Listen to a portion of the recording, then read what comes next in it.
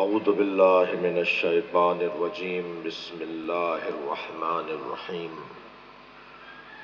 الحمد للہ الذی لا یبلغ مدحتہ القائلون ولا يحصي نعماءه العادون ولا يعدي حقه المجتهدون الذي ليس لصفته حد محدود ولا نعت موجود ولا وقت معدود ولا أجل ممدود فترى الخلائق بقدرته ونشر الرياح برحمته الصلاة والسلام على الرسول المسدد المصطفى العمجد المحمود الأحمد سيدنا ومولانا ومولى الكونين جد الحسن والحسين عاني أبا القاسم محمد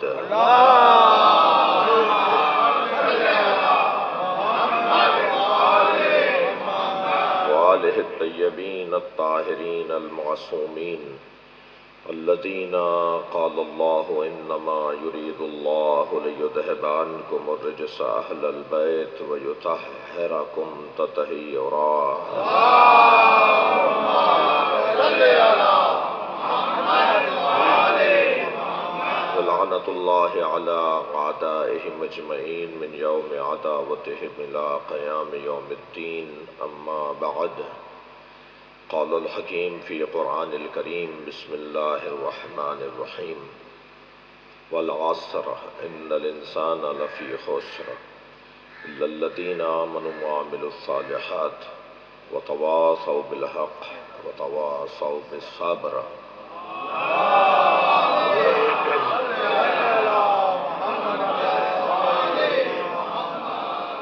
التماس ایک سورہ فاتحہ 3 مرتبہ سورہ اخلاص حاضرین مجلس کے مرحومین شہدائے ملت جناب نجم الحسن جعفری صاحب کے تمام مرحومین، ان کی بہن کی آج برسی بھی ہے، محترمہ بلقیس سلطانہ بنت سید علی متقی جعفری رحم اللہ من قرأ الفاتحہ بسم اللہ الرحمن الرحیم مالک یوم الدین إياك نعبد وإياك نستعين اهدنا الصراط المستقيم صراط الذين أنعمت عليهم غير المغضوب عليهم ولا الضالين بسم الله الرحمن الرحيم قل الله أحد الله الصمد لم يلد ولم يولد بسم الله الرحمن الرحيم قل الله أحد الله الصمد لم يلد ولم يولد صل على محمد وآل محمد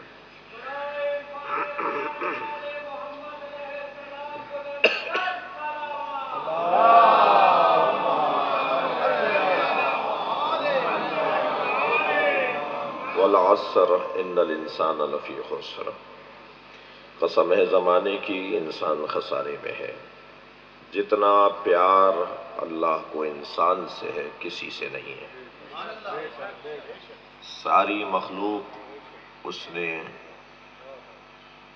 بلکہ ساری کائنات اس نے انسان کے لیے بنائی ہے اور انسان کو اپنے لیے بنایا ہے۔ خلقت الخلق لأجلک، اے انسان میں نے ہر مخلوق تیرے لیے بنائی ہے۔ وخلقتک لأجلی، اور تجھے میں نے اپنے لیے بنایا ہے۔ انسان کی تعریف کیا ہے؟ کل کی گفتگو سے آج کی گفتگو کو جوڑوں کہ انسان کی 3 قسمیں ہیں۔ ایک جو انسان نظر آتا ہے، جسے اگر میں ممبر کی زبان میں کہوں تو انسان نما، جو انسان دکھائی دے مگر حقیقت میں انسان نہ ہو۔ ہاتھ پیر ویسے ہی ہوں گے، ناک کان ویسی ہی ہوگی، چال ڈھال بھی وہی ہوگی، اور ہمارے بھی درمیان میں ہو سکتا ہے وہ بیٹھا ہو،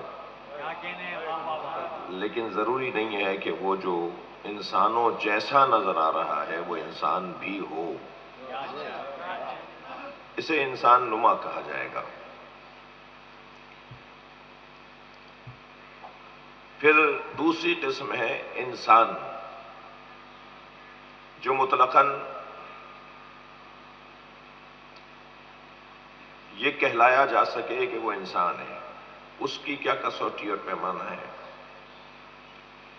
انسان مرکب ہے روح اور بدن کا، اور ان دونوں کو جوڑنے والی چیز کو نفس کہا جاتا ہے۔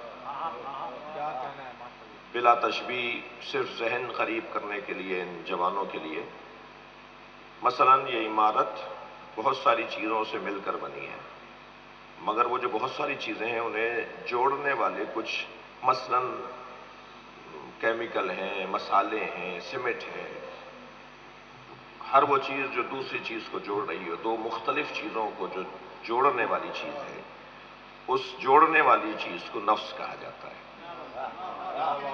لہذا نہ بدن کو موت ہے نہ روح کو موت ہے، جو موت ہے وہ نفس کو ہے۔ کل نفس ذائقۃ الموت۔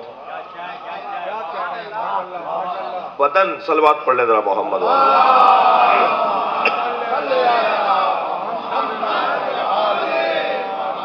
بدن نہیں مرتا، بدن تبدیل ہوتا ہے، بدن دوسرے بدن میں ڈھل جاتا ہے۔ خود ہمارا اپنا بدن جب دنیا میں آیا تھا، اور مثلا آج جو ہے وہ شاید سینکڑوں مرتبہ بدلا ہے، یہ وہ ہے ہی نہیں جو دنیا میں آیا تھا۔ جی، سامنے کسی بات ہے کہ اس وقت کی اگر اپنی تصویریں اٹھا کر دیکھ لیں تو ہمیں بھی یقین نہیں ہوگا کہ ہم ہی ہیں یہ مسلسل اس کے جو خلیے ہیں، جو اس کے سیل ہیں، یہ مسلسل تبدیل ہوتے آئے ہیں اور یکسر تبدیل ہو چکے ہیں۔ اور اسی طرح جب یہ قبر میں جائے گا تو کسی اور بدن میں یہ بدن ڈھل جائے گا، تب بھی بدن نہیں مرے گا۔ یہ قبر میں جا کے کسی اور بدن میں ڈھل جائے تو ہم اس پہ پریشان ہو رہے ہیں، یہ چلتا پھرتا بھی تو کئی مرتبہ بدل چکا ہے۔ یہ ابھی زندگی جو ظاہری زندگی ہے اس میں بھی تو کئی مرتبہ بدل چکا ہے۔ تو انسان کا بدن نہیں مرتا اور روح بھی نہیں مرتی انسان کی۔ امر رب ہے، بدن میں آنے سے پہلے بھی تھی، بدن میں آنے کے درمیان بھی ہے، بدن سے نکلنے کے بعد بھی رہے گی۔ ایک راکب ہے، ایک مرکب ہے، ایک سوار ہے، ایک سواری ہے۔ یہ جو ہمارا بدن ہے یہ سواری ہے روح کے لیے، روح اس پہ سوار ہے۔ البتہ اللہ نے ایسے بنایا ہے، یہ انسان کبھی کبھی تصرف کر لیتا ہے، کبھی کبھی اپنے بدن کو اپنی روح پہ سوار کر دیتا ہے۔ جب یہ انسان اپنے بدن کو اپنی روح پہ سوار کر دیتا ہے تو وہی انسان ہے جو انسان نظر آتا ہے، حقیقت میں جانور ہے۔ اور یہ میں نہیں کہہ رہا، یہ قرآن کے الفاظ ہیں۔ لَهُمْ آذَانٌ لَا يَسْمَعُونَ بِهَا، ان کے لیے کان تھے وہ سنتے نہیں تھے، سنتے نہیں ہیں۔ لا یسمعون بہا، سنتے نہیں ہیں، سنتے نہیں، سنیں گے نہیں، یعنی فعل مضارع کی جو کیفیت ہے۔ لہم اعین لا یبصرون بہا، لہم قلوب لا یفقہون بہا، دل ہم نے ان کو دیے، ان کے لیے دل ہیں مگر یہ تو سمجھتے ہی نہیں ہیں۔ جی، اولئک کالانعام بل ھم اضل۔ پھر اللہ، یہ جو لہجہ ہے نا اللہ کا، یہ جو الفاظ ہیں اس کا لہجہ تو خیر وہی بتائیں گے جو اللہ کا لہجہ جانتے ہیں۔ تبھی قرآن مجید کی تلاوت کرنے کے لیے نبی کو بھیجا ہے۔ ہر عربی جاننے والا قرآن کی تلاوت نہیں کر سکتا، بلکہ قرآن کی تلاوت کے لیے اسے بھیجنا ضروری تھا جو اللہ کے لہجے سے آشنا ہو۔ صلوات پڑھ لیں ذرا محمد و آل محمد۔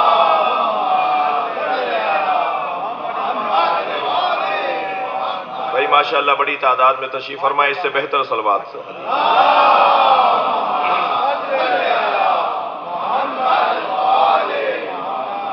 لہذا وہ جو انسان نما تو جس کے بارے میں قرآن اس انداز سے بات کرے، پھر انسان کے لیے کیسے، کیا کسوٹی، کیا پیمانہ ہے کہ یہ انسان ہے۔ انسان کو اگر اپنے آپ کو یہ جاننا ہے کہ میں انسان بھی ہوں یا نہیں، تو کم سے کم کسوٹی یہ ہے کہ دیکھیں اس کا نفس لوامہ زندہ ہے. اگر اس کا نفس لوامہ زندہ ہے، میں ایک بات کہہ رہا تھا اسے تھوڑا سا اور بہتر کر لوں. نفس کی 4 قسمیں اہل عرفان نے اور انسان شناسوں نے بیان کیے. نفس کی ایک قسم ہے نفس امارہ، جی، جو انسان نما ہے، مسلسل غلاظتوں میں اور مسلسل گندگیوں میں ڈوبا ہوا اور اترا ہوا انسان، جو بظاہر انسان نظر آتا ہے حقیقت میں انسان نہیں ہے. وہ نفس امارہ والا ہے، نفس رکھنے والا انسان. پھر اس کے بعد ایک نفس ہے نفس لوامہ، یا اس سے ہٹ کر ایک اور نفس ہے، دوسری قسم ہے نفس لوامہ، جو نفس ملامت کرتا ہے. برائیوں پر اندر سے آواز آتی ہے تم نے برا کیا ہے، اچھائیوں پر اندر سے ایک آواز آتی ہے شاباش. وہ جو ٹوکنے روکنے والا سمجھانے ڈانٹنے والا نفس ہے وہ نفس لوامہ ہے، ملامت کے خاندان کا لفظ ہے جی. اور پھر تیسری قسم ہے نفس مسولہ. نفس مسولہ سورہ مبارکہ یوسف کے اندر سولت لکم انفسکم، انہوں نے جو بھائیوں نے جو حضرت یوسف کو کنویں میں پھینک دیا، اور پھر آ کر اچھا جانے سے پہلے بھی سب مطمئن ہیں کہ ہم صحیح کرنے جا رہے ہیں، آنے کے بعد بھی سب مطمئن ہیں کہ ہم صحیح کر کے آئے ہیں. یہ کیسے ہو گیا؟ یہ کون سا انسان ہو سکتا ہے جو برائی سے پہلے بھی کہہ رہا ہے کہ میں صحیح کرنے جا رہا ہوں، برائی کے بعد بھی اسے کوئی پشیمانی نہیں ہو رہی؟ یہ جو برائی کو برائی سمجھ نہیں رہا بلکہ بعض اوقات برائی کو اچھائی سمجھ رہا ہے، بڑی خدمت سمجھ رہا ہے، بہت بڑا آدمی ہے یہ بڑی خدمت کر کے آیا ہے، یہ سمجھ رہا ہے، یہ جو نفس رکھنے والا بندہ ہے اسے قرآن کی زبان میں نفس مسولہ، وہ نفس جو اغوا ہو چکا ہے اور اغوا ہو کر ایسے ماحول میں رہا کہ وہ اسی ماحول کا ہو گیا، اور پھر جب واپس پلٹ کر آتا ہے تو وہ یہاں کی زبان نہیں بولتا، وہاں کی زبان بولتا ہے جہاں اسے اغوا کر کے لے گئے تھے. لیکن جو وہاں سے واپس آ کر اپنی زبان کو یاد کر لے اور اسے اپنی زبان یاد آ جائے، اس نفس کو نفس تواب کہا جاتا ہے. اسی لیے اس نفس سے کہ جس کو نفس تواب کہا جاتا ہے اس سے اللہ پیار کرتا ہے. آپ ذرا غور کریں اللہ کس کس سے پیار کرتا ہے. ایک لسٹ ہے قرآن مجید کے اندر، ایک فہرست ہے قرآن مجید میں. جن سے اللہ محبت کرتا ہے ان میں سے وہ ہیں کہ جو توبہ کرنے والے ہیں. ان اللہ یحب التوابین، ذرا صلوات ہدیہ کریں.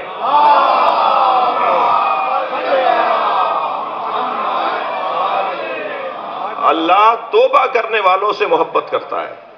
یا اللہ، اور نہیں ہے جو عبادت گزار ہیں، اور نہیں ہے جو بڑے بڑے انسان ہیں، بڑے جو صحیح انسان ہیں، بہت سے لوگوں، بہت سے اچھے کام کرنے والوں کے لیے اللہ نے نہیں کہا کہ میں ان سے محبت کرتا ہوں، لیکن توبہ کرنے والے کو اللہ کہہ رہا ہے میں توبہ کرنے والے سے محبت کرتا ہوں. یہ کون ہے جس سے اللہ، یہ کون ہے جو توبہ کرنے والا ہے؟ کیسا ہے کہ جو توبہ کر رہا ہے؟ یعنی کچھ کیا ہے اس نے، پلٹ کر واپس آیا ہے. آپ نے کبھی سنا ہو کہ کسی ماں کے 4 بچوں میں سے ایک بچہ اغوا ہو گیا ہو، اور وہ مثلاً 6 مہینے کی تک و دو کے بعد، بھاگ دوڑ کے بعد، تعلقات کے استعمال اور طرح طرح کے قانونی رستوں کو اپنانے کے بعد وہ اغوا شدہ بچہ، نفس مسولہ کی بات کر رہا ہوں، وہ اغوا شدہ بچہ ماں کی آغوش میں دوبارہ آیا ہو، تو آپ سب دیکھتے ہیں، پورا خاندان دیکھتا ہے کہ بچے تو ان کے 4 ہیں مگر محبت انہیں اس سے زیادہ ہے جو اغوا ہو کر چلا گیا تھا اور پلٹ کر دوبارہ ان کی آغوش میں آ گیا ہے. اللہ توبہ کرنے والوں سے پیار اس لیے کرتا ہے کہ یہ چلا تو وادی شیطان میں گیا تھا، شیطان نے اسے اغوا کر لیا تھا، یہ پلٹ کر واپس آیا ہے، اپنا گھر بھولا نہیں ہے. یہ جو اپنا گھر، صلوات پڑھ لیں ذرا نبی کی ذات پہ.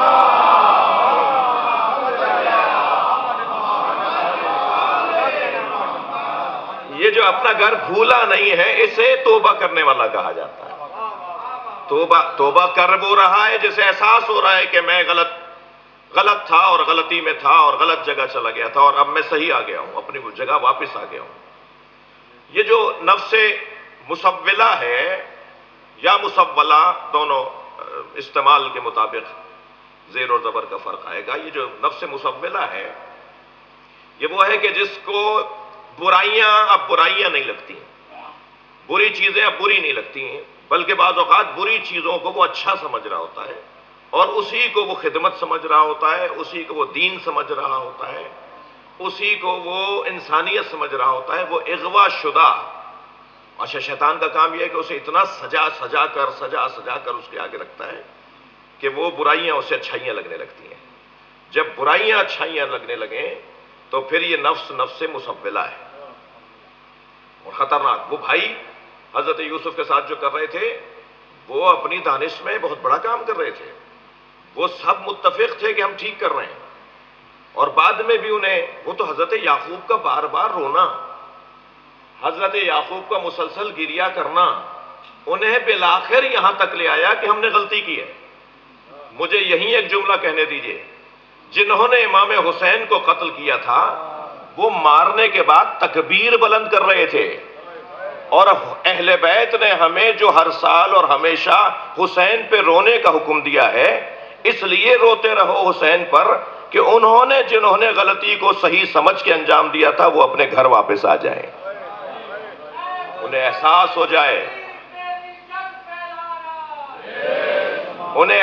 ہو جائے، کہ انہوں نے غلطی کی ہے۔ حضرت یعقوب کے گریہ کے پیچھے ایک بہت بڑا فلسفہ ہے، بالآخر وہ اس بات کی طرف متوجہ ہوئے اور انہیں احساس ہوا کہ انہوں نے غلطی کی ہے، اور اب کیا کریں، وقت گزر چکا، بہت سا نقصان ہو چکا۔ یہ نفس مسولہ ہے۔ اور پھر چوتھی قسم نفس امارہ لوامہ مسولہ، چوتھی قسم ہے نفس مطمئنہ۔ نفس امارہ، نفس لوامہ، نفس مسولہ اور نفس مطمئنہ۔ ہم در حقیقت اس اطمینان کے ساتھ جس دروازے پر بیٹھے ہیں وہ نفس مطمئنہ کا دروازہ ہے۔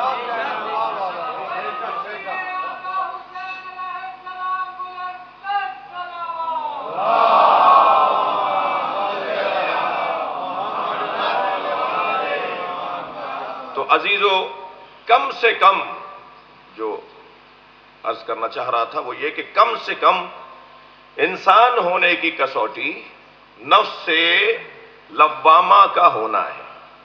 ملامت کرنے والا نفس اگر ہمارے اندر موجود ہے تو گویا ابھی ہم انسان ہیں، مگر خطرے میں ہیں، مسلسل خطرات کا سامنا ہے، کبھی بھی کچھ بھی ہو سکتا ہے۔ لہذا یہ جو خطرات میں ہے، اسی مفہوم کو اللہ بیان کرتا ہے، وَالْعَصْرِ إِنَّ الْإِنسَانَ لَفِي خُسْرٍ۔ یہ مسلسل خطرے کی زد میں ہے، مسلسل نقصان کی زد میں ہے، اور مسلسل نقصان کی زد میں نفس اگر اپنے آپ کو سنبھال سکتا ہے تو پھر اسے نفس امارہ، اسے نفس مطمئنہ، معاف کیجیے گا، اسے نفس مطمئنہ کے دروازے پہ آنا ہوگا۔ دیکھیے قرآن مجید میں ایک آیت جسے کل اس کے مکمل تلاوت بھی نہیں ہو سکی تھی، اور استفادہ مجھے جو آج کرنا تھا وہ یہ سورہ مبارکہ آل عمران کی 7ویں آیت ہے، اور اس آیہ کریمہ میں پروردگار عالم نے اپنی آیات کو 2 حصوں میں اور 2 قسموں میں تقسیم کیا ہے۔ ارشاد ہو رہا ہے، هو الذی انزل علیک الکتاب، وہ اللہ جس نے اے حبیب آپ پر کتاب کو نازل کیا، فیہ آیات محکمات،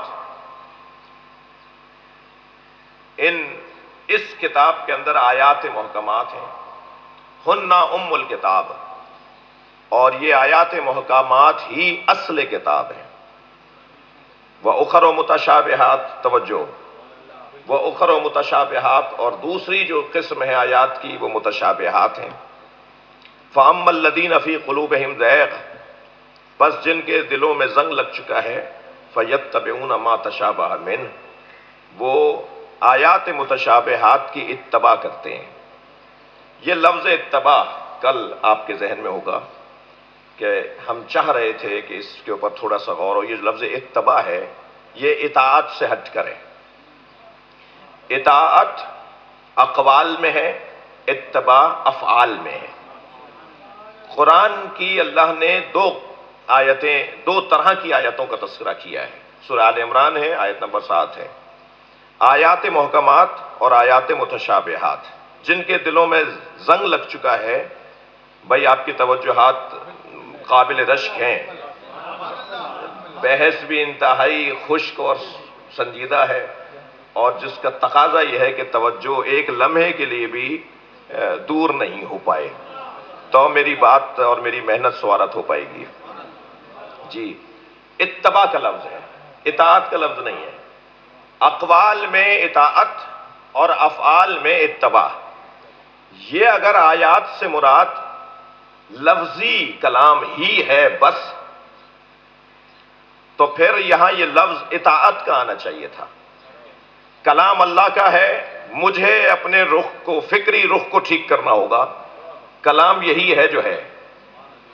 یہاں افعال کی بات ہو رہی ہے، یعنی کچھ اللہ کے ایسے بندے ہیں جو محکمات میں سے ہیں، کچھ ایسے ہیں جو متشابہات میں سے ہیں۔ اللہ کے بندوں میں دو طرح کے بندے ہیں، میں اپنے مضمون کا لفظ استعمال کروں، اللہ کے نزدیک انسان دو طرح کے ہیں، وہ انسان جو محکم انسان ہے، وہ انسان جو متشابہ انسان ہے۔ یہ لفظ متشابہ میرے محترم سننے والوں، اس کو اگر میں اور مانوس لفظ میں ڈھال دوں تو اشتباہ کا شکار، شبہے کا شکار، غلطی کا شکار، مغالطے کا شکار لوگ اور مطمئن لوگ، جن کی زندگیوں میں اطمینان ہے وہ اور لوگ ہیں، جن کی زندگیوں میں مغالطات ہیں وہ اور لوگ ہیں۔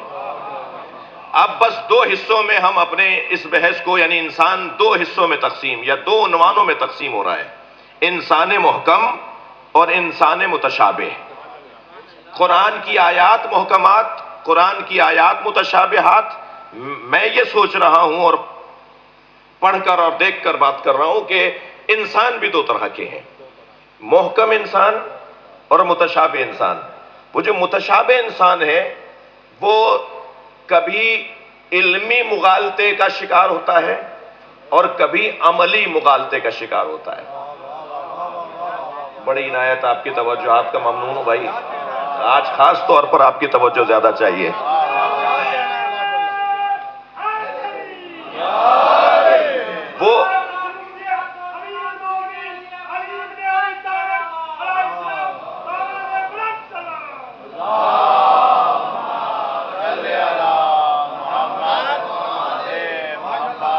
وہ جو متشابہ انسان ہے وہ مغالطے کا شکار، وہ اشتباہ کا شکار، وہ شبہ کا شکار انسان، جس کو میں واپس نہیں جا رہا، پھر اب بحث کو آگے بڑھا رہا ہوں، یعنی ایک بات کر چکا ہوں، اس میں ایک اور بات تھی، مگر اب وہ جو مغالطے کا شکار انسان ہے تو مغالطہ اس کا کبھی علمی ہے اور مغالطہ کبھی اس کا عملی ہے۔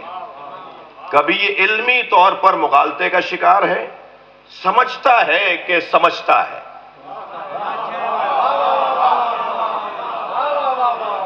لفظ اور بدلتا ہوں، نہیں جانتا کہ نہیں جانتا،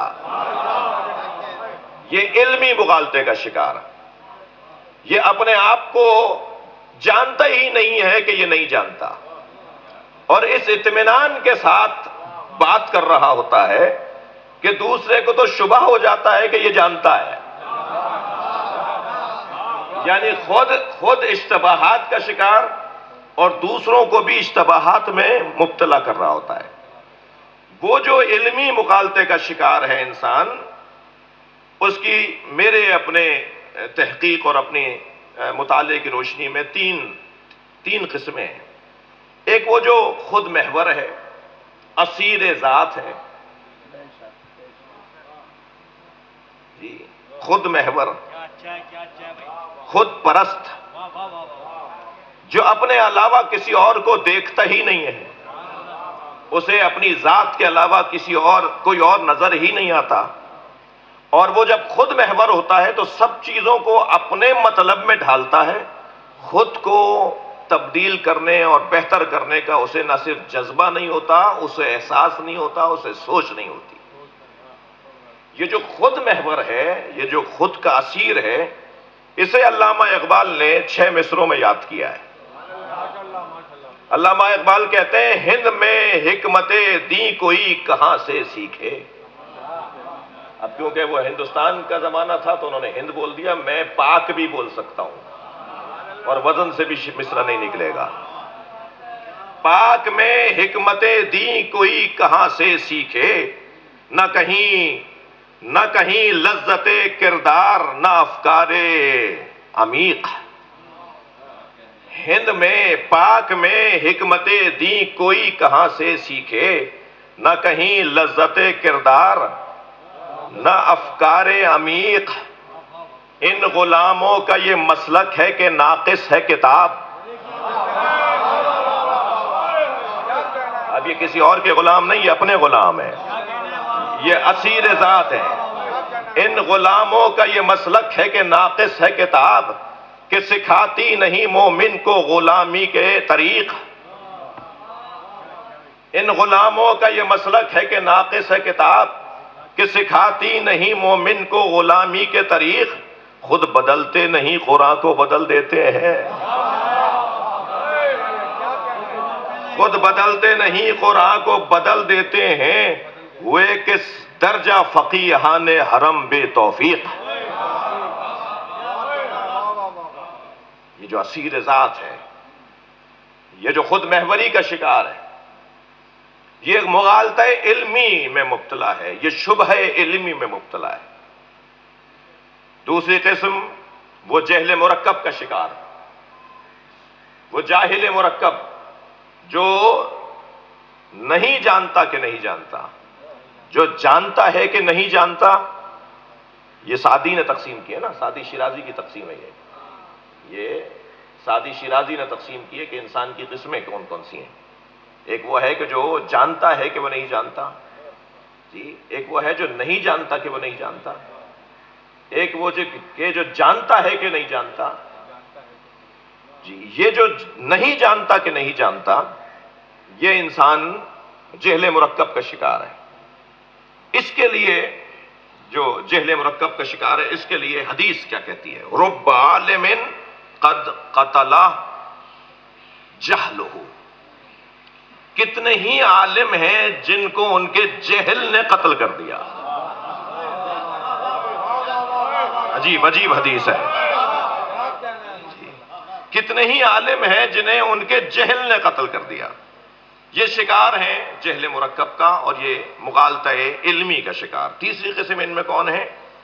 جو خود سے بڑا عالم کسی کو مانتے ہی نہیں ہے،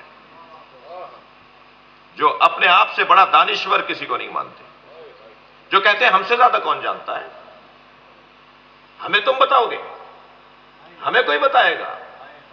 ان کا لب و لہجہ آپ دیکھیں تو غرور علمی کا شکار۔ بلکہ ایک لفظ اگر عرفا نے استعمال نہ کیا ہوتا تو مجھے مشکل ہو جاتی ممبر سے، جی، عرفا نے استعمال کیا، شہوت علمی کا شکار، جن کو ان کا علم لذت دیتا ہے، جی، اور دوسروں کو وہ جاہل سمجھتے ہیں، اور اس حد تک دوسروں کو وہ جاہل سمجھتے ہیں۔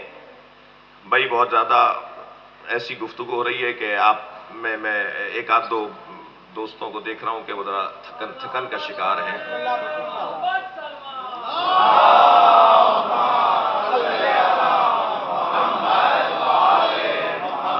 آپ ذرا ایک سے زیادہ مرتبہ بلند صلوات پڑھ لیں۔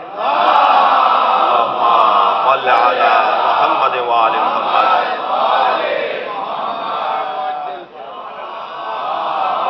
اللہم صل علی محمد وآل محمد۔ برکتیں نازل ہوں گی، ایک اور صلوات۔ اللہم صل علی محمد وآل محمد۔ وہ جو اپنے آپ کو سب سے بڑا عالم سمجھتا ہے اور کہتا ہے کہ سوچتا ہے، اور پھر اس کے اعمال سے بھی اظہار ہو رہا ہوتا ہے، اس کی سوچ کا اس کے اعمال سے بھی مظاہرہ ہو رہا ہوتا ہے، وہ سمجھتا ہے اس سے بڑا کوئی عالم نہیں ہے، اس سے بڑا کوئی دانشور نہیں ہے۔ وہ اس کی تسلی کے لیے، بلکہ تسلی تو میں نے اس کا ادب کر لیا، اسے آئینہ دکھانے کے لیے ایک آیہ کریمہ ہے جو سورہ مبارکہ یوسف کی ہی 76ویں آیت ہے، اس میں اللہ ارشاد فرماتا ہے فوقا، اسے بتانے کے لیے جو یہ سوچتا ہے نا کہ مجھ سے بڑا کوئی عالم نہیں ہے اور وہ مغالطہ علمی کا شکار ہے، اس کے لیے قرآن مجید کہتا ہے کہ فوقا کل ذی علم علیم، ہر شخص جان لے کہ اس سے بڑا بھی کوئی عالم ہے، اور جب وہ شخص یہ جان لے گا کہ اس سے بھی بڑا کوئی عالم ہے تو اس کا یہ غرور مٹ جائے گا، اور یہ غرور علمی اسے مبتلا جہل کر رہا ہے۔ جس انسان کو توجہ، جس انسان کو یہ پتا ہو کہ مجھے نہیں پتا، اس کے لیے علم کے رستے کھلے رہتے ہیں، اور جو یہ سمجھتا ہے کہ مجھے سب پتا ہے وہ اپنے دروازے کو بند کر دیتا ہے۔ لہذا ہمیشہ مجھے یہ سوچنا ہوگا کہ مجھ سے بھی بڑا کوئی عالم ہے۔ فوقا کل ذی علم علیم، ہر صاحب علم سے ایک بڑا عالم موجود ہے۔ بھائی آپ کی میری ہماری کیا حیثیت جسے اللہ نے پے کرے علم بنایا ہو؟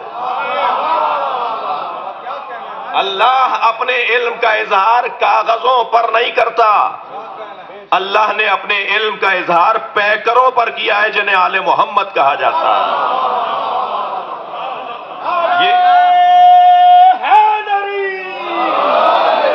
آل محمد میں سرداری محمد مصطفیٰ کی ہے، جی اہل بیت مصطفیٰ میں سردار سرکار دو جہاں ہیں۔ جو آل محمد میں سردار ہے اس سے اللہ کہہ رہا ہے قل رب زدنی علما، اے میرے حبیب مجھ سے کہو کہ میرے علم میں اضافہ کر دیں۔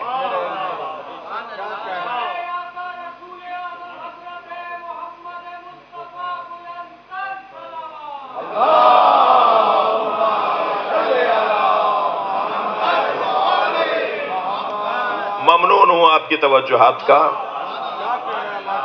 جی یہ سیدہ کا کرم ہے کہ یہ مضمون میں بیان کر رہا ہوں، ورنہ اس طرح کے مضامین میں مجھے ایک ٹیشو پیپر کا ڈبہ تو خالی کر دینا چاہیے تھا، جی کیونکہ یہ خون جگر سے بیان کرنے والے مضامین ہیں، یہ پوری توجہ ہوگی میری تو میں صحیح طرح بیان کر پاؤں گا، اور آپ کی دعا چاہیے صلوات کے ذریعے سے صاحب۔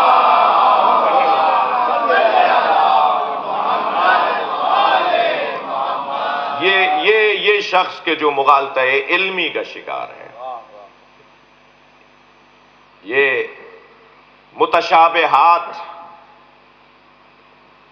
جنہیں قرآن مجید نے متشابہات کہا ہے، کبھی یہ مغالطہ عملی کا شکار ہے۔ یہ متشابہ آیت اللہ کی ہے، اللہ کی آیت ہے، مخلوق اللہ ہی کی۔ آپ یزید کو نہیں کہہ سکتے کہ اللہ نے نہیں بنایا، اسے بنایا یزید کو بھی اللہ ہی نے، جی شیطان بھی اللہ ہی کی مخلوق ہے، جی مگر محکمات اور متشابہات کی تقسیم مد نظر ہے۔ وہ جو مغالطہ عملی کا شکار ہیں ان کے لیے مجھے ایک حدیث کا سہارا، اور حدیث مجھے نصیب ہوئی جو میں آپ کو اس کی زیارت کروا رہا ہوں۔ معصوم فرماتے ہیں ثلاث قاسمات الظہر، 3 لوگوں نے کمر توڑ دی، کمر شکن لوگ، وہ مغالطہ عملی کا شکار ہے۔ ثلاث، بھائی تھک تو نہیں رہے، تھوڑی تسلی۔ ثلاث قاسمات الظہر، 3 طرح کے لوگوں نے کمر توڑ دی۔ رجل استکثر عملہ، وہ شخص جو اپنے عمل کو زیادہ بڑا، اچھا اور بہتر جانتا ہے۔ میں نے ٹھیک کیا، اس سے اچھا نہیں ہو سکتا تھا، اس سے بہتر نہیں ہو سکتا تھا، ایسا کون کر سکتا ہے؟ مجھ جیسا کوئی ہو تو لا کے دکھاؤ۔ جو شخص اس مغالطہ عملی کا شکار ہے کہ اس سے اچھا نہیں ہو سکتا، وہ مغالطہ علمی کے شکار لوگ تھے جن کے لیے بہت کچھ بیان ہو گیا۔ یہ مغالطہ عملی کا شکار ہے۔ رجل استکثر عملہ، جو اپنے عمل کو بڑا سمجھتا ہے، بڑا مانتا ہے کہ جی اس سے بہتر نہیں ہے۔ رجل نسیا ذنبہ، وہ شخص جو اپنی غلطیوں کو بھول جاتا ہے. اب میں یہاں ذنب کا ترجمہ گناہ نہیں کر رہا، مطلق ذنب یعنی جو اپنی ماضی کو بھول جاتا ہو، جو اپنی غلطیوں کو بھول جاتا ہو، جو اپنے کرتوتوں کو بھول جاتا ہو، وہ کمر شکن بندہ ہے. رجل نسیا ذنبہ، رجل اعجب برأیہ، اور وہ شخص جو اپنی بات کو، اپنی رائے کو، اپنے مشورے کو سب سے زیادہ بڑا، معتبر اور صحیح مانتا ہے. اس نے انجمن میں ممبرشپ لیتے وقت، ٹرسٹ کا ممبر بنتے وقت، کسی ادارے کا رکن ہوتے وقت یہ کیوں نہیں سوچا تھا کہ وہاں سب کے مشورے سننا پڑیں گے؟ اس نے اس میٹنگ میں جب سب کے مشورے سن لیے تھے اور دوسروں کی رائے بھی عقل کے مطابق تھی اور معقول بھی تھی اور ممکن بھی تھی. بھائی توجہ چاہوں گا اس منزل پر. بہت سارے مشورے معقول ہوتے ہیں، ممکن نہیں ہوتے. بہت اچھا مشورہ ہوتا ہے، عقل کے مطابق ہوتا ہے، مگر اس پہ عمل ممکن نہیں ہے. آج نہیں ہو سکتا اس پہ کا عمل، اس کے لیے کل دیکھنا پڑے گا، اس کے لیے ایک دن اور گزارنا پڑے گا، اور یہ ملک نہیں ہے اس کے لیے عمل کرنے پر. جی مگر وہ شخص جو اعجب برأیہ، جو کمر توڑ بندہ ہے نا معاشرے کی. اچھا مولا نے نہیں فرمایا کس کی کمر توڑتے ہیں یہ. جی ثلاث قاسمات الظہر، 3 طرح کے لوگ کمر توڑ لوگ ہیں، کمر شکن لوگ ہیں. کس کی توڑتے ہیں؟ معاشرے کی توڑتے ہیں، ہاں ماحول کی توڑتے ہیں، اداروں کی کمر توڑتے ہیں، انجمنوں اور ٹرسٹ اور اداروں کی کمر توڑ دیتے ہیں. ان کی وجہ سے ادارے کمزور پڑ جاتے ہیں. میٹنگ میں، اجلاس میں بیٹھے ہوئے تھے، اکثریت کی معقول رائے کے مطابق فیصلہ ہو گیا. تم دستخط بھی کر کے آئے ہو وہاں، باہر آ کے کہتے ہیں میں نے تو نہیں کہا تھا، یہ میری تو یہ رائے نہیں تھی. یہ سب سے بڑا خائن ہے اس ادارے کے ساتھ کہ جو مشوروں کے درمیان اس کی رائے نہیں مانی گئی تو وہ باہر جا کے لوگوں کو بتاتا ہے کہ میری رائے یہ نہیں تھی، میری رائے تو اس سے ہٹ کر تھی. یہ شخص ادارے کی کمر توڑ رہا ہوتا ہے. مجلس میں اگرچہ جوانوں کی تعداد کم ہے، صبح کی مجلس ہے بھائی، اس کے لیے تو ہنر چاہیے. صلوات پڑھ لیں ذرا محمد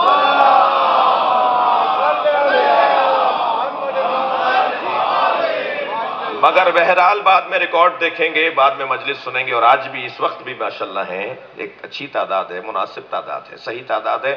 ان سے میں گزارش کروں گا کہ یہ خطرات ہمارے معاشرے کو جو پریشانیوں کا سامنا ہے، جو الجھنوں کا سامنا ہے، ان میں سے اس کے جو اسباب ہیں، اس کے جو وجوہات ہیں، ایک وجہ یہ ہے کہ ادارے کمزور پڑتے ہیں جب وہ باہر جا کر اپنی رائے جو اندر بتا کر آیا اور وہ رائے کامیاب نہیں ہوئی، اس کی نہیں مانی گئی، وہ پھر جگہ جگہ کہتا ہے کہ میں نے تو یہ نہیں کہا تھا، میں تو اس کو نہیں مانتا، میری رائے تو اس سے ہٹ کر تھی.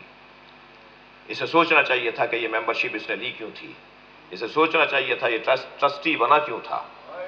اگر اس نے اس ادارے کا حصہ خود کو بنایا ہے تو اس کے کچھ قوانین ہیں، اس کے کچھ اصول ہیں، اور ان اصولوں کے خلاف یہ جب جاتا ہے تو یہ اس ادارے کو کمزور بنا رہا ہوتا ہے. یہ مغالطہ عملی کا شکار لوگ.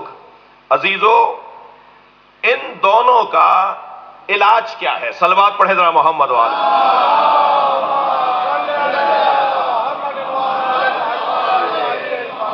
یعنی مغالطہ علمی کا شکار بھی اور مغالطہ عملی کا شکار بھی جو شخص ہے اور جس کی وجہ سے معاشرے میں نقصان ہو رہا ہے، جی اس کا علاج کیا ہے؟ اس کا واحد علاج ہے دونوں کو ایک ہی نسخہ دیا جائے گا، دونوں کی دوا ایک ہی ہے، اور وہ ہے حقائق کی روشنی. حقائق کو بیان کرنا، حقیقت کو روشن کر دینا. میں ایک جگہ سے گزر رہا تھا، مثال دے رہا ہوں، میں ایک جگہ سے گزر رہا تھا، راستے میں سانپ بیٹھا ہوا تھا، میرے بڑھتے ہوئے قدم رک گئے.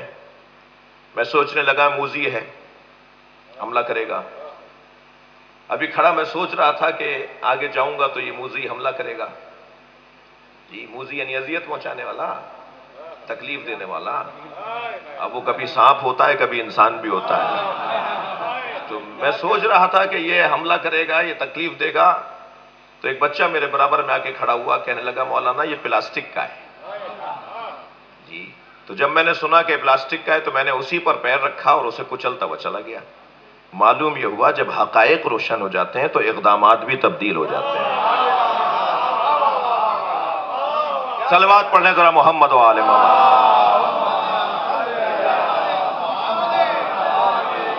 بھائی آپ کی بیدار سماعتوں کے لیے اس مثال کو ایک اور جملے سے روشن کروں گا اور بہتر کروں گا. جب مجھ پر روشن ہوا کہ یہ سانپ مثلاً حقیقی نہیں ہے، پلاسٹک کا ہے، دیکھنے میں کچھ اور ہے، حقیقت میں کچھ اور ہے، جب مجھے اس کی حقیقت روشن ہو گئی تو پھر میرے اقدامات بھی تبدیل ہو گئے. ساری دنیا جس یزید سے ڈر رہی تھی، حسین اس کی حقیقت کو جانتے تھے. صلوات پڑھے محمد و آل محمد.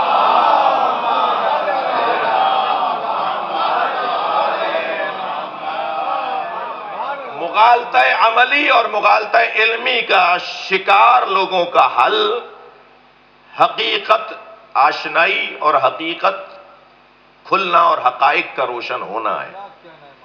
اب وہ حقائق روشن کون کرے گا بھائی؟ وہ کام تو ہم نے بتا دیا، کرنے کا کس کا ہے، کرے گا کون یہ کام؟ حقائق روشن کون کرے گا؟ حقائق روشن وہی کرے گا جو خود محکم ہو.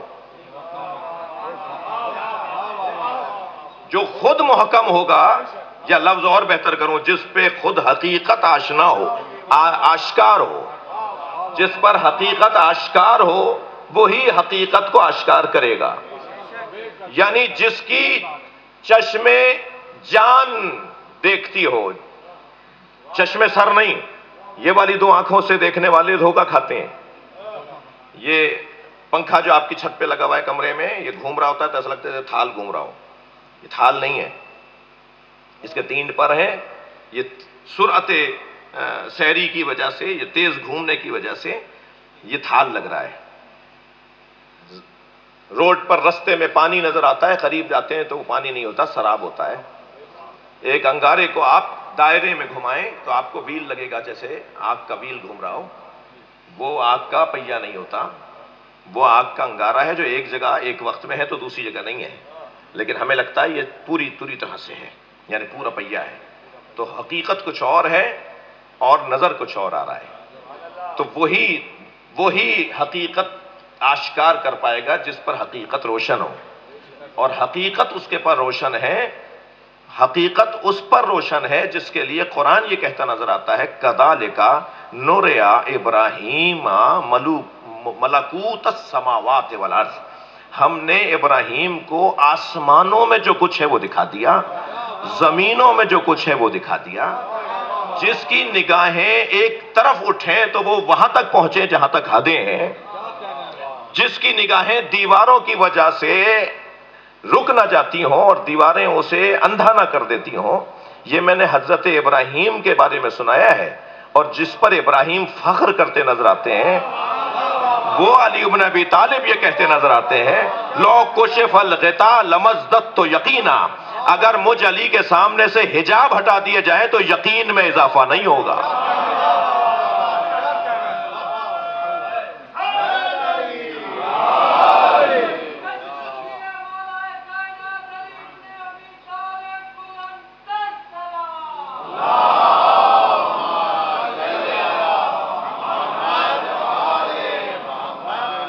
جن پر حقائق روشن ہیں، جو حقیقت بین ہیں، جو وہ سنتے ہیں جو ہم نہیں سنتے، جو وہ دیکھتے ہیں جو ہم نہیں دیکھتے. ہمیں جو چیزیں نظر نہیں آتی وہ انہیں نظر آ رہی ہوتی ہیں.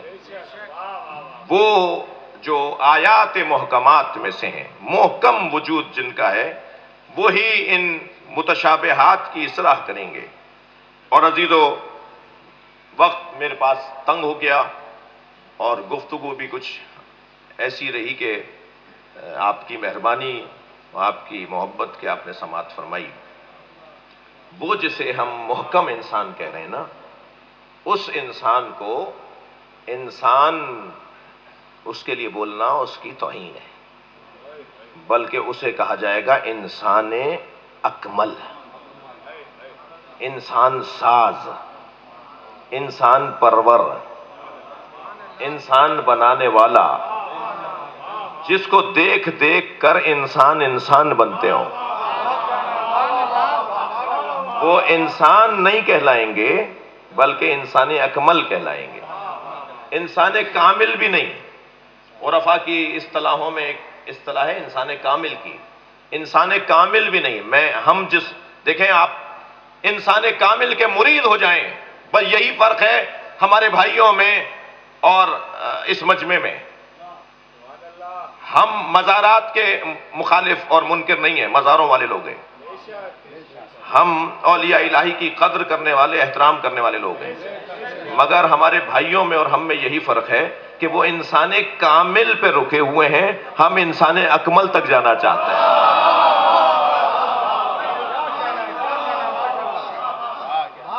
مالک اشتر انسان کامل، حضرت سلمان فارسی انسان کامل، ابو ذر غفاری رضوان اللہ تعالی علیہم انسان کامل، مگر علی انسان اکمل،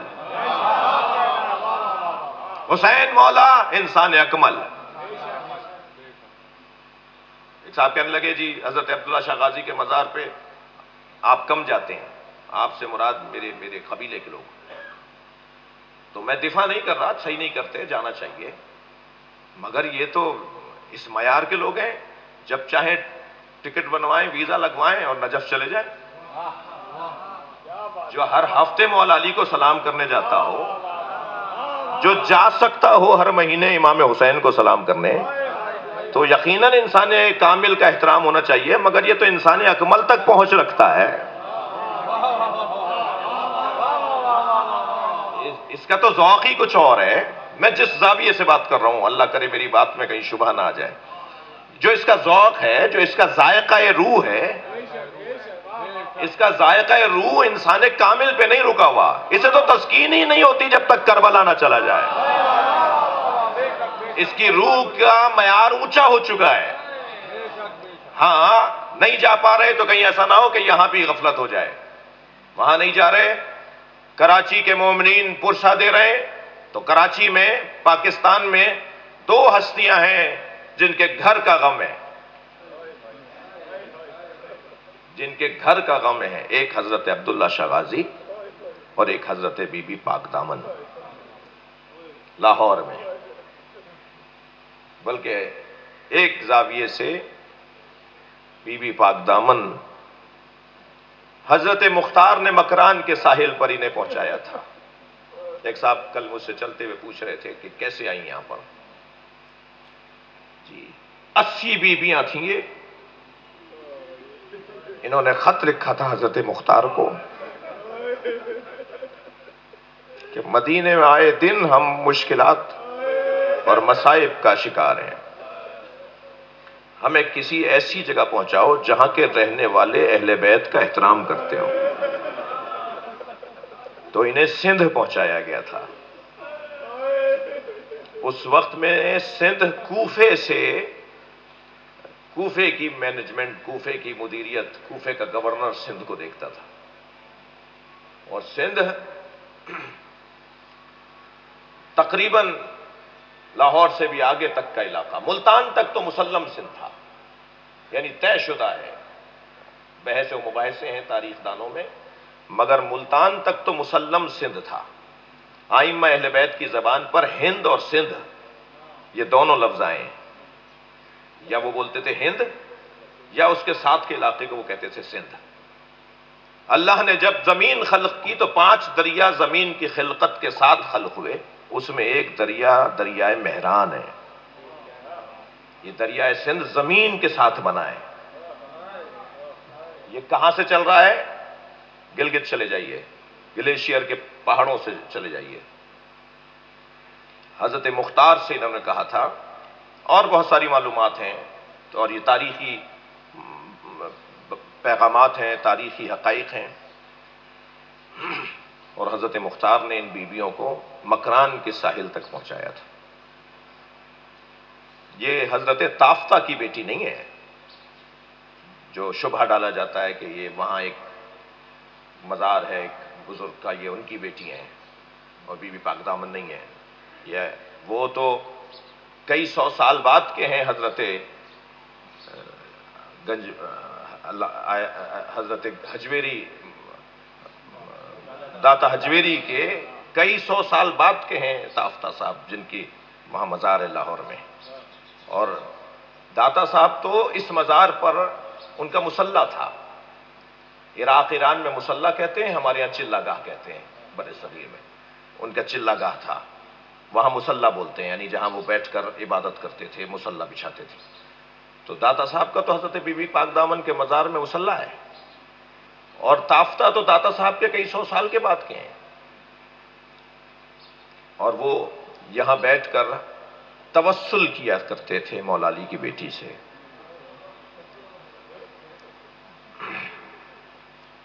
کیا ہوا ہے اہل بیت کے ساتھ؟ ایک مرثیے کا مصرع ہے، کہاں کا مسافر کہاں رہ گیا، مدینے والے کہاں کہاں چلے گئے۔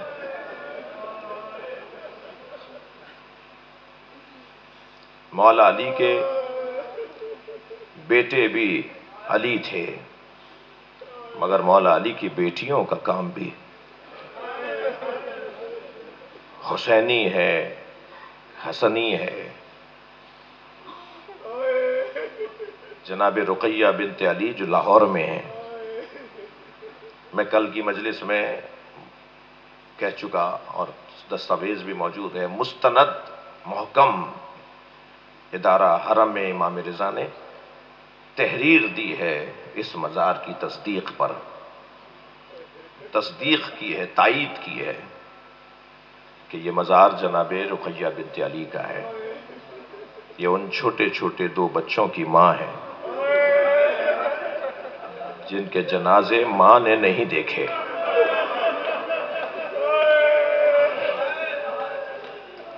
جن کے جنازے گھر نہیں آئے۔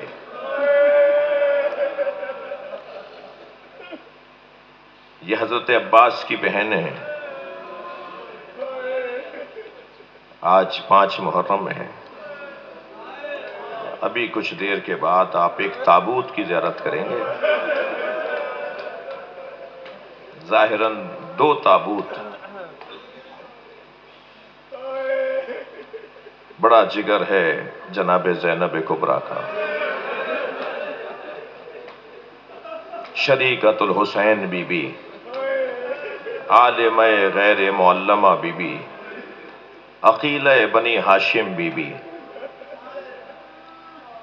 جب مصیبتیں بڑھنے لگے نا تو عقل کا کمال پر ہونا یہ اہل بیت کا کمال ہے۔ عقیلہ، عقیل، عاقلہ نہیں، عقیلہ، جس لہجے میں قمر بنی ہاشم بولا جاتا ہے نا، اسی لہجے میں عقیلہ بنی ہاشم بولا جاتا ہے۔ جس کمال حسن پر حضرت عباس فائز تھے، کمال فہم و فراست پہ جناب زینب فائز ہے۔ جس کی دلیل دوں، خیمے جل رہے تھے، سر سے چادر اتر چکی تھی، بھائی بھتیجوں بچوں کے لاشیں دیکھ چکی تھیں، اور بھائیوں میں بھی ایسے بھائی کا لاشا کہ جسے جناب زینب اپنے لیے سب کچھ سمجھتی تھی۔ آپ کی آوازیں بلند ہو رہی ہیں۔ جب 11 محرم کو امام حسین کے لاشیں پہ آئی تھی نا، تو امام سجاد سے کہا تھا، زین العابدین دیکھ رہے ہو میرے بھائی کے بدن پہ دھوپ آ گئی ہے اور میرے سر پہ چادر نہیں ہے۔ فرمایا میں 3 سال کی تھی کم سن تھی، اپنے گھر کے صحن میں سو رہی تھی، تو میں نے محسوس کیا کہ سارے صحن میں دھوپ آ گئی ہے مگر میرے اوپر سایہ ہے۔ تو میں نے پہلو بدل کے جب دیکھا تو یہی بھائی تھا جو چادر پکڑے کھڑا تھا۔ اب بتاؤ یہ زینب کہاں صبر کرے؟ حسین کے بدن پہ دھوپ آ گئی ہے۔ اجرکم اللہ، اجرکم اللہ۔ اللہ آپ کو کسی غم میں نہ رلائے سوائے غم اہل بیت میں، ہمیں رونے رلانے والوں میں قرار دے۔ گزارش کروں گا جب مجلس میں بیٹھے میں بچوں جوانوں سے کہہ رہا ہوں تو تکلف کر کے نہیں رویا کرو۔ خاص طور پر آج تو اس بی بی کے بچوں کا ذکر ہے جس بی بی نے اپنے بچوں پہ گریہ نہیں کیا۔ کیا جناب زینب کے سینے میں ماں کا کلیجہ نہیں تھا؟ اون و محمد کے کٹے ہوئے سر دیکھتی تھی نا تو اپنا چہرہ موڑ لیتی تھی، اس لیے کہ اگر زینب کی آنکھوں میں جناب رباب نے آنسو دیکھ لیے، اجرکم اللہ، اجرکم اللہ، اگر بی بی ام لیلہ نے بی بی کی آنکھوں میں آنسو دیکھ لیے تو پھر ان کے لیے سہارا کون بنے گا؟ اجرکم اللہ۔ بار بار آ رہے ہیں نواسے، بار بار آ رہے ہیں مولا علی کے نواسے، مولا حسین کے بھانجے، جناب زینب کے بچے ماموں ہمیں شہادت کا موقع، قربانی کا موقع دے دیں، ہمیں بھی موقع دے دیں کہ ہم اپنی جانوں کو قربان کر رہے ہیں۔ اور امام حسین یہ کہہ کے لوٹا دیتے ہیں کہ کچھ دیر کے بعد آنا، ابھی وقت نہیں آیا، تم بہت کم سن ہو، تم اپنے ماں کا سہارا ہو، اپنی ماں کے ساتھ آئے ہو۔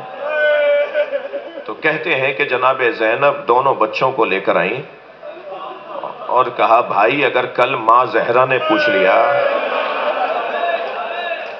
اے زینب میرا بچہ مارا گیا، بھائی اون و محمد کو جانے کی اجازت دے دیجئے۔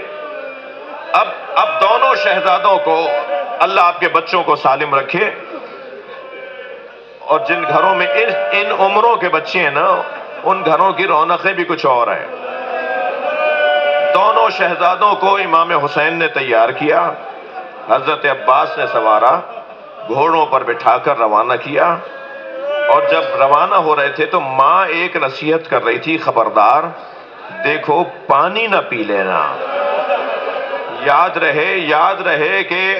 رہے کہ تمہارے ماموں پیاسے ہیں، سکینہ پیاسی ہے، علی اصغر پیاسا ہے۔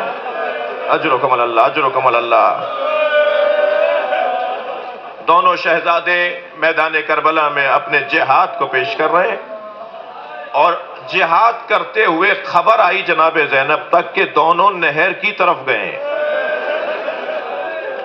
تو جناب زینب نے حضرت عباس کو بلا کے کہا عباس مجھ پر ایک احسان کرو، میدان میں جا کر ذرا اون و محمد کو یہ بتا دو کہ حسین پیاسے ہیں، کہیں پانی پا کر تم پانی پی نہ لینا۔ حضرت عباس نے خود کو وہاں پہنچایا جہاں تک حضرت عباس کی آواز جائے، آواز دے کر کہا اون و محمد تمہاری ماں پریشان ہے، اور آقا زادی یہ کہہ رہی ہیں کہ خیال رہے کہ علی اصغر پیاسا ہے۔